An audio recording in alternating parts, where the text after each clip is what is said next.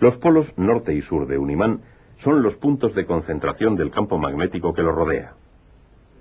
Dicho campo se muestra generalmente así, en 2 dimensiones, pero en realidad los campos magnéticos tienen 3 dimensiones, en el espacio que rodea al imán.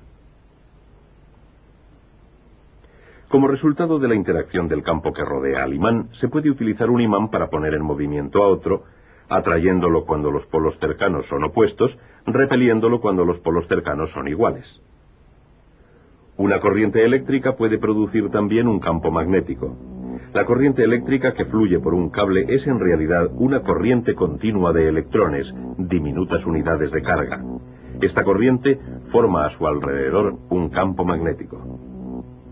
Cuando la corriente deja de fluir, el campo se derrumba. Cuando empieza a fluir de nuevo, reaparece el campo magnético. Y 2 campos magnéticos interactuando pueden producir movimiento.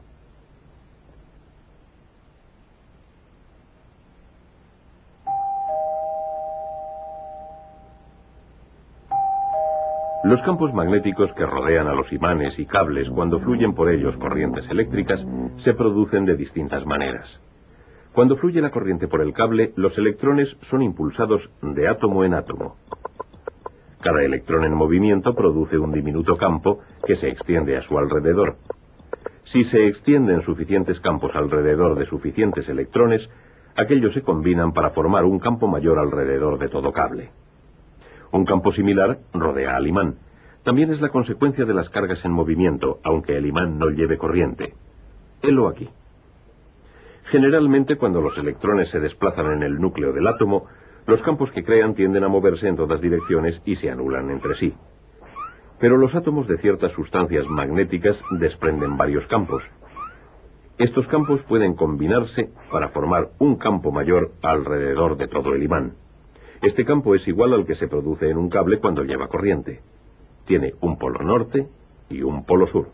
Y cuando los campos magnéticos interactúan, desprenden fuerzas que producen movimiento. El campo magnético que se produce en un cable cuando lleva corriente se intensifica cuando el cable forma una espiral. Y cuando el centro de la espiral es de hierro, el campo se intensifica aún más al concentrarse el magnetismo y produce un electroimán que es mucho más potente que un imán corriente. Los electroimanes también son útiles porque se pueden encender y apagar. En los automóviles el motor se pone en marcha con una llave porque al girarla se completa el circuito y envía la corriente por el espiral. Su campo atraviesa el de un imán cercano y este se pone en movimiento cerrando el circuito que impulsa la puesta en marcha.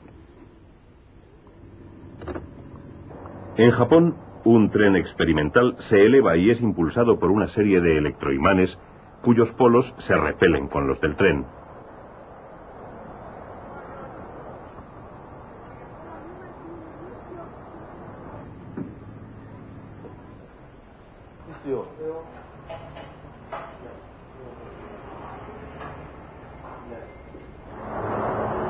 La fuerza magnética eleva el tren por encima de la vía y lo mantiene centrado durante su recorrido. Esta fuerza magnética que mueve al tren produce movimiento en línea recta. Se trata de un movimiento lineal.